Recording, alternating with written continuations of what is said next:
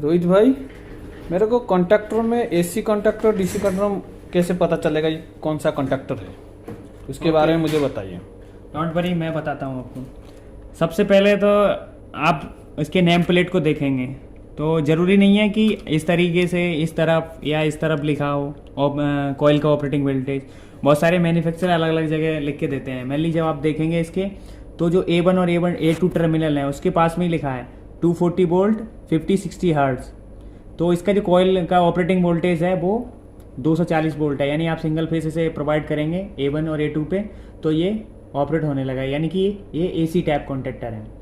और इसका जो कॉइल ऑपरेटिंग वोल्टेज है वो 240 वोल्ट है, यानी सिंगल फेस से ये ऑपरेट होगा। और ये मेरे पास एक DC कॉन्टेक्टर है। मेनली आप जब इस पर देखेंगे तो इस पर लिखा भी है DC और A1 और A2 प्लस माइनस जो सिंबल भी है, क्योंकि DC में पोलरिटी होती है इसलिए इसमें प्लस और माइनस लिखा हुआ है। ये सीमेंस का कॉन्टेक्टर है और इस पर लिखा हुआ भी है 24 वोल्ट। और दूसरी बात, जब आप इसके नेम प्लेट पे तो पीछे वैसे नहीं लिखा है, लेकिन इसके मेन ऊपर ही सबसे ऊपर वाले पोर्शन पे ही लिखा हुआ है इसके कि ये 24 वोल्ट है इसका। और ये जो टर्मिनल डिसाइड हुए हैं इसके कॉइल के A1 और A2 वो उस पर नीचे लिखा हुआ भी है DC और A+ और A-। इससे भी आप पहचान सकते हैं।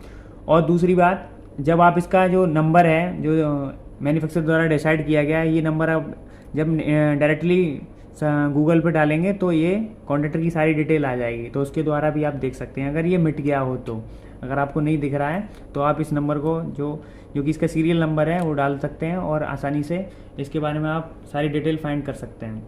दूसरी, आपके पास अगर दो कॉन्ट्रैक्टर हैं AC और DC तो आपको फाइंड करना है तो आप सिंपली एक मल्टीमीटर लीजिए और उसे कंटिन्यूटी पोजीशन पे सिलेक्ट कीजिए और आप देख सकते हैं कि अब आप जानते भी होंगे कि AC के कंपैरिजन में DC का रेजिस्टेंस कम होता है, तो हम मेनली कॉइल का रेजिस्टेंस चेक करेंगे, वो उसकी ज़रूरत नहीं है।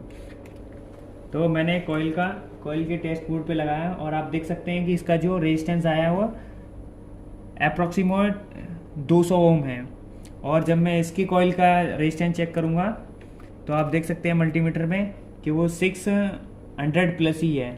तो आप एक तरीका ये भी है कि अगर आपके पास दो कॉन्ट्रैक्टर हैं तो आप रेजिस्टेंस को मेजर करके पता कर सकते हैं।